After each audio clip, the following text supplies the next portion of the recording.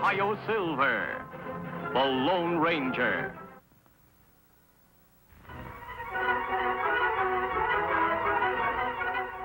This is a story of one of the most mysterious characters to appear in the early days of the West. He was a fabulous individual, a man whose presence brought fear to the lawless and hope to those who wanted to make this frontier land their home. He was known as the Lone Ranger.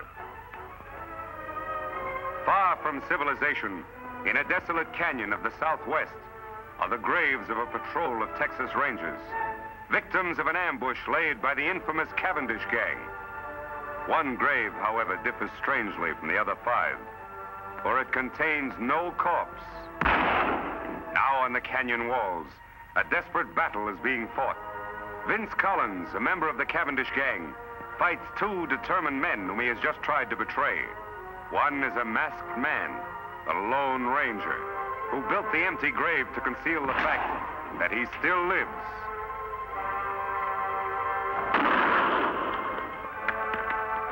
The other is Tonto, the Lone Ranger's Indian companion.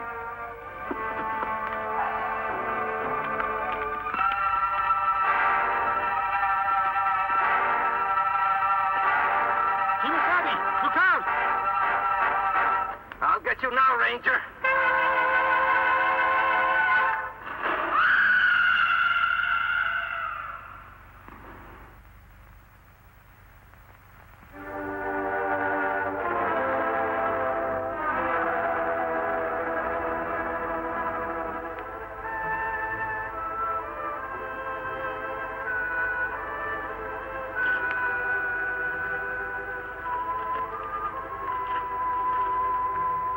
Him dead, Kimosabe, but me glad.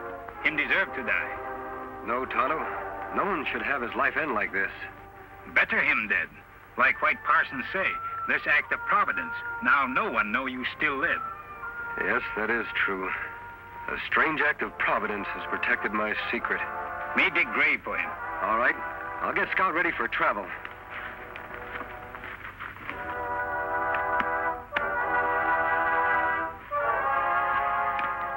Young fella.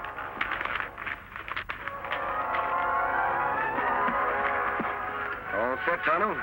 Me ready. We go after the rest of Cavendish gang now? As soon as we can. But I've got to get a mount of some sort. We'll head off toward Wild Horse Valley. Here, take Scout. On, boy. For 2 days, the Lone Ranger and Tonto traveled toward the remote valley of Wild Horses, where a particularly sturdy breed of horses lives, unknown and unmolested by the hunters of the West. Later, at the entrance to this valley, the Lone Ranger and Tonto hear sounds of a furious battle. Beyond the rocks in a small glen, they catch a glimpse of a huge buffalo about to gore the life out of a fallen horse.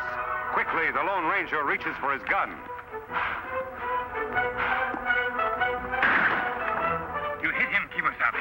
I hope it was soon enough, Tonto.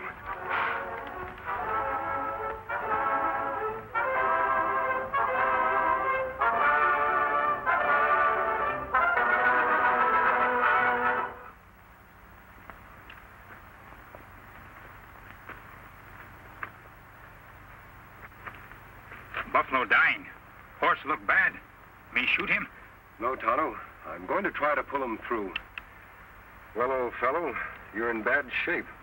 A lot of bumps and bruises. Tonto, get some rags from the supplies and bring the canteen. Me do. So, in an instant, the Lone Ranger has made a momentous decision, for he has recognized the sterling qualities of the animal he has saved.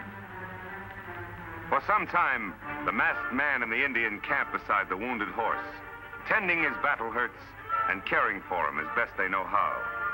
Now, human hands have done all they can to help nature in healing the animal's wounds.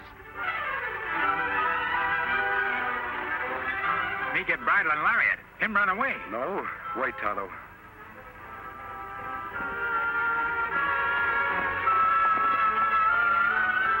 I'd like that horse more than anything in the world. But if he wants to go, he should be free.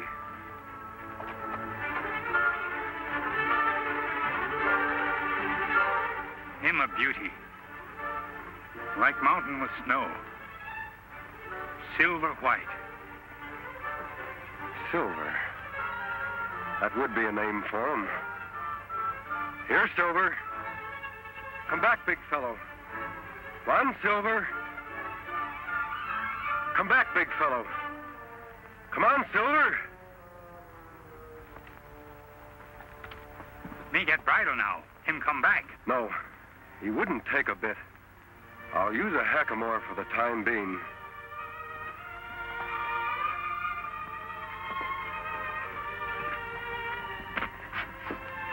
Won't be as strange to his head as a bridle.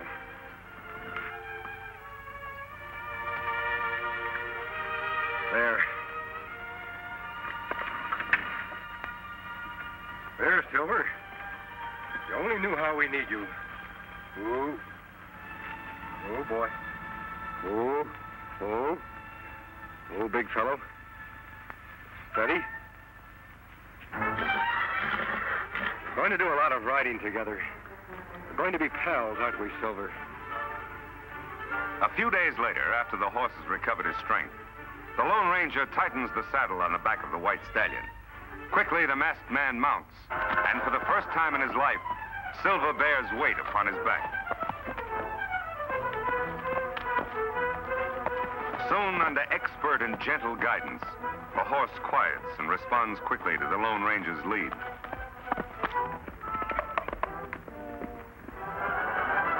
Later, the hackamore is exchanged for a bridle and bit.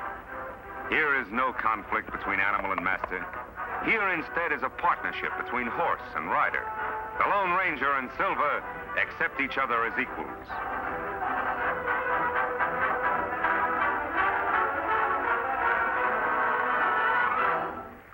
He's a beauty, Tonto.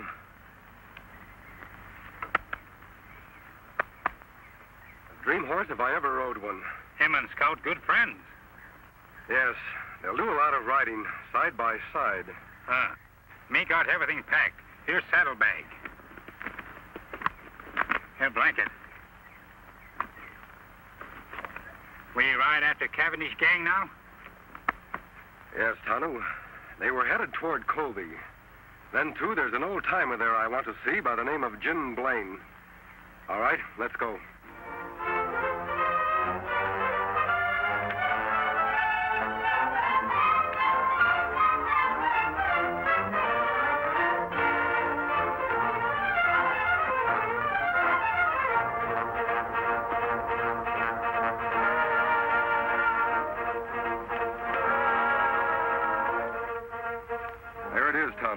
Jim Blaine's place.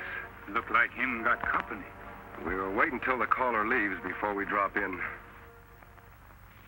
It's nice seeing you, Judge. Be seeing you next week, Jim. Look, the side of the house.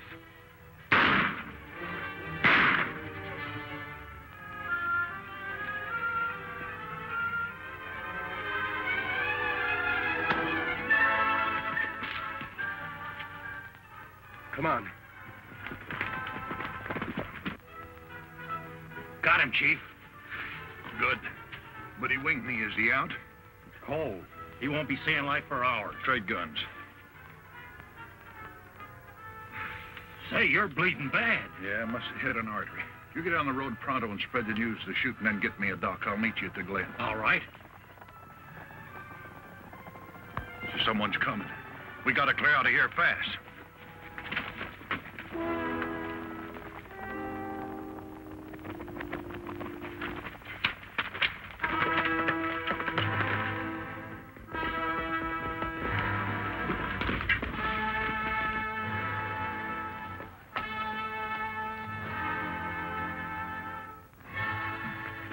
Him dead yonder, Kimosabe. How's Jim?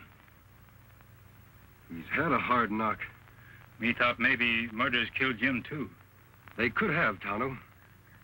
But for some reason, they wanted Jim to be found here alive. He's coming, too. Help me carry him to the porch. So that's why I'm after Cavendish, Jim. The reason for the mask. My real identity is to be kept a secret, known only to the three of us. Well, I'll be hanged. You sure got a job cut out for yourself, Reed. Lone Ranger. I'll help in any way I can. I was hoping you'd join us, Jim, and live up at our old silver mine. Oh, you're mighty kind to an old ex-ranger who used to nurse me, ya boy. Sure would like to. Never did like living here trying to farm, only... Only what? Well, I can't run out now with the owner of the bank. Poor old Judge Knox lying dead back there. Folks might think that I did it. Why, they might start blaming me for all the rest of the killings that's going on in town. More murders, Jim? Yes, lots of them. First, it was Lem Peters. He owns a newspaper. Then Biff Anderson, postmaster and telegraph man combined. Then Max Strauss, the hotel man. And a couple others, too. Why, it seems everybody important in Colby is getting shot. The sheriff's plumb going crazy. Did you recognize the man who killed the judge? Couldn't mistake him. It was Butch Cavendish. Now, who'd you said you're after? Cavendish. He must be doing these killings in Colby for a very special reason. Yeah, but why? Most likely he wanted the murders to look like a local affair. I'm certain, Jim, will upset his plans if you're not around to accept the blame for the judge's death. That old silver mine of ours will be a perfect hideout for you. Yes, it would. By cranky, I guess you're right. It would be best if I became scarce around here for a bit. I'll go along with you. That's fine. How's his knee, Tonto? Leg better now. Good. Help me put Jim on Silver's back.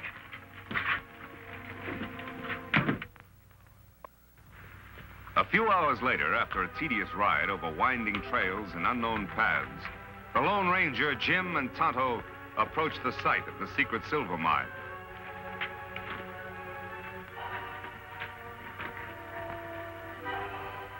This is it, Tonto.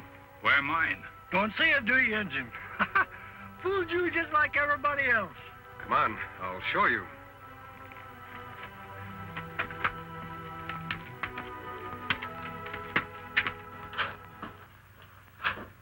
Here we are, Tonto. It must have been 10 years ago that my brother, old Jim here, and I discovered the mine and built this shack. 9 years ago this spring. Still no see mine. Over here, Tonto. It's under the bunk. There. Yep, one of the richest veins of silver ever found in these here parts. I never thought I'd care about digging up the ore. That is, until now. Water there, too. That's a spring we were cleaning out when we found the vein. We drained the water to get to the silver ore. Jim, you and I can fix up this place while Tonto goes into town for the sheriff. His name is Taylor, isn't it? Yep, old Two-Gun is still on the job. All right, Kimosabe. When you find the sheriff, tell him you know where Jim Blaine is. He'll come with you. That's good. Me go now.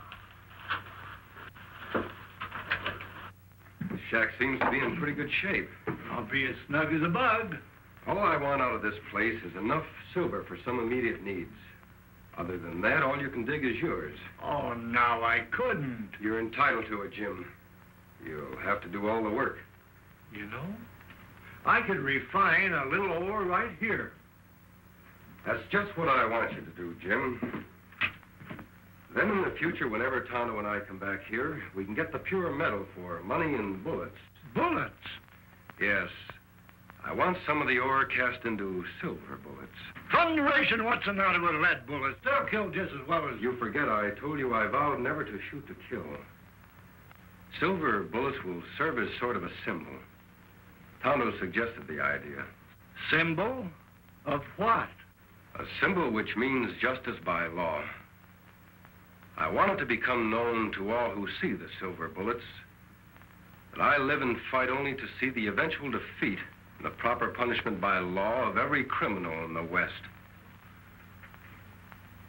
By criminy, I think you've got something there. And I'll mold you all the silver bullets you want, Ranger. But from what I know about this here country, there'll be an awful lot of silver shot up before you're through. I hope not, Jim. We have a lot of metal here for that purpose, if we need it.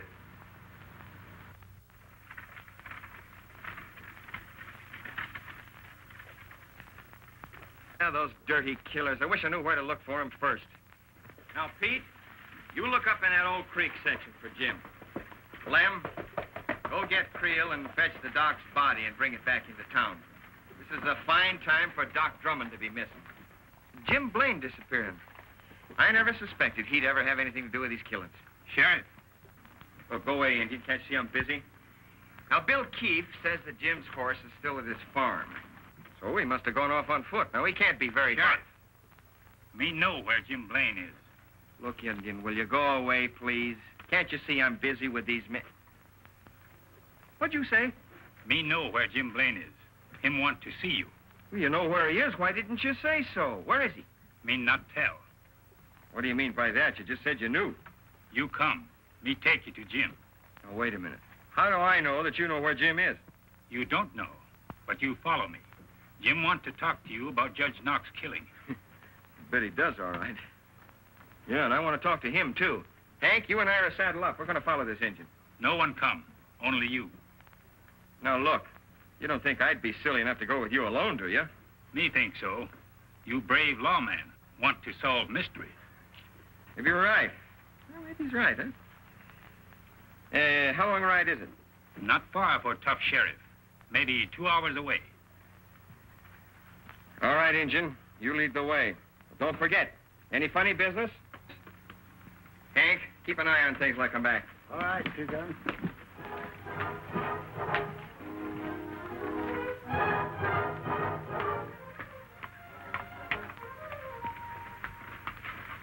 Just a minute, stranger. Down the gun, Sheriff. I can explain. Howdy, Two-Gun. Jim, what the Sam Hill's going on here? Who are these people? Who's this masked man? What about Judge Knox shooting? Somebody's got a heap of explaining to do. And after the killers knocked me out and changed guns with me, my friend and his engine pal brought me here. It's a very interesting story, Jim. What's more interesting, maybe, is that you've convinced me the masked man here is fighting on the right side of the law. I'm glad you're convinced, Sheriff. So Butch Cavendish is the judge's murderer, huh? Yep. And right now he's somewhere in this here vicinity, wounded, with my bullet in him. Wounded, huh? Say, maybe that explains something. Well, Doc Drummond's the only doc in these parts, and he's missing. 10 to 1 he's been fetched to fix up Cavendish. Yeah, the problem now is, where's Cavendish hiding out? He left a trail leading away from Jim's farm. I think I might be able to follow it, Sheriff. Good, I'll get some men from town. That'll take too much time. It would be quicker for you to come with me now. Tonto can ride to town. Me do, then follow your trail.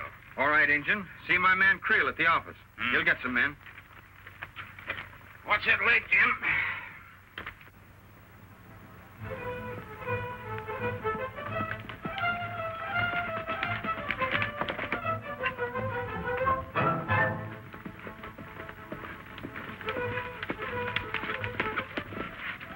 Look here.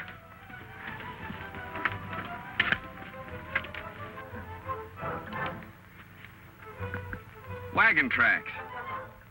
Cavendish was followed by someone in a wagon, and a horseman riding alongside of it. Those tracks were made by Doc Drummond's rig. He's got the only narrow rims around here. So far, so good. Let's go.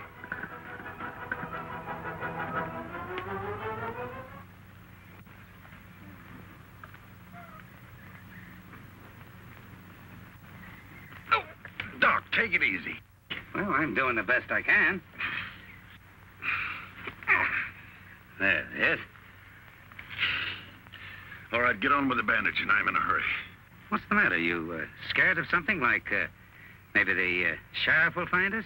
Why should I be? I'm getting rid of him just like I did everybody else of importance in Colby. You mean to say that you're responsible for all those murders that have happened in the last week? Sure. Might as well let you know. You see, Doc, all the men that have stepped into their vacated positions belong to my organization. It's taken a lot of planning, but we're just about set. I'm taking over Colby. Well, why are you telling me this? I'm going to be needing a sawbones in my organization, and I've just decided you're going to be him. Like blazes I am. I'd die before I'd help a pack of coyotes like... What was that? Doggone nag. Think they heard us. Somebody over there. Give me that gun. I'll cover the dock. You boys get over there and find out. Here they come. Take cover.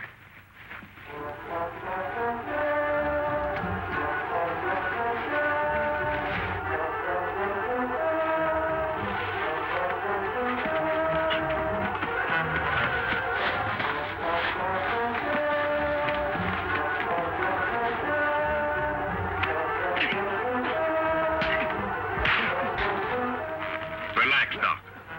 Whatever's going on out there, my man will take care of it.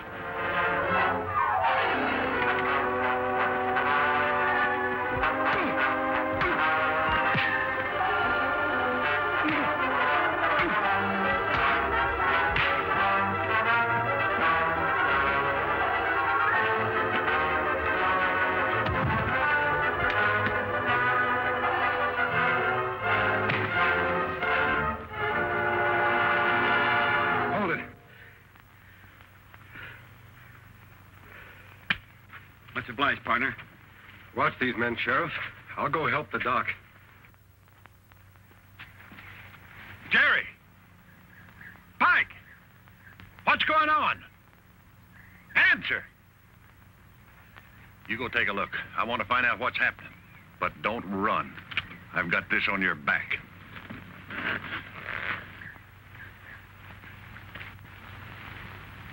Cavendish, drop that gun. All right, Sheriff. Bring in the others.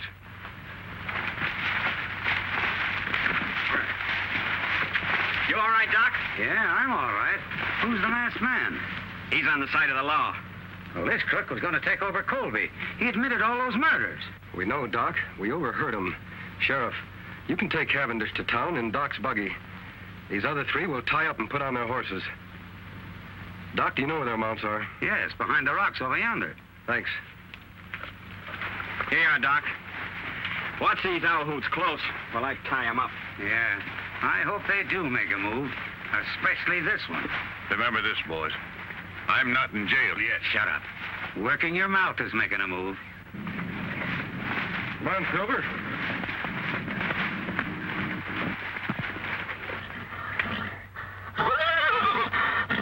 Silver.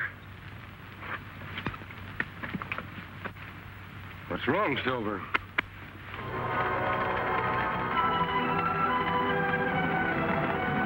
Those are my men. I knew they were due here about this time. So you thought you had me, Sheriff. Well, you haven't.